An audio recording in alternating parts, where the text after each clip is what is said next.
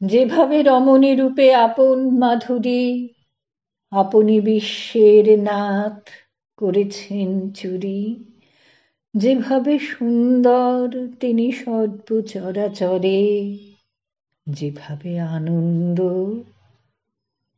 তার প্রেমে খেলা করে।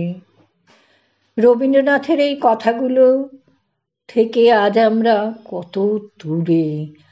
আজ আমাদের বেশিরভাগ মানুষের আনন্দ সর্বগ্রাসী জয়ে, যেন তেন প্রকারেণ জিতই শেষ কথা। জয়লাভ করার জন্য কিছু মানুষ কুটিল থেকে কুটিলতর পন্থা নিতে আজ দ্বিধা করে না। সারাক্ষণ মাথায় খেলে কি করে জব্দ করব। জীবনের সৌন্দর্যবোধ সেখানে অস্তিত্বহীন, জয়ই সেখানে শেষ কথা।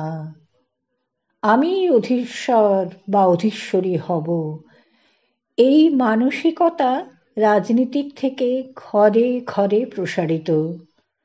যেখানে যে দুর্বল সেখানে তাকে পেশাইয়ের চেষ্টা চলে, সে প্রতিরোধ করলে তা অন্যায় বলে মনে করা হয়। রাজনীতিকরা যেমন করেন, কখনো খুল্লাম খুল্লা, কখনো বা রেখে ঢেকে ঘোমটার আড়ালে। সাধারণ মানুষ কিছু দূর লড়াই করে শেষে আবার প্রাত্যহিক যাপনমুখী হয়, যেমনটা দেখা গেল আরজিকর কাণ্ডে।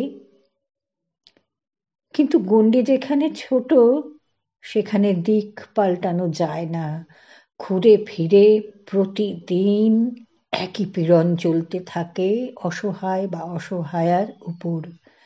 আর রাজনীতিতে মানুষের অসহায়ত্ব প্রকাশ পায় কোনো না কোনো পরিকল্পিত দুর্ঘটনার শিকার হয়ে। আমরা খবরে বা টিভিতে বা অন্য কোনোভাবে জানি, জেনে শিউরে উঠি, আবার ভুলে যাই।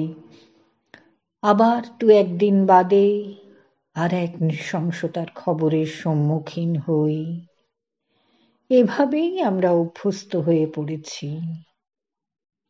গতকাল যেমন পানাগড়ের দুর্ঘটনাটি, একটি নিরপরাধ মেয়ে প্রাণ দিল শুধু রেষারেষিতে।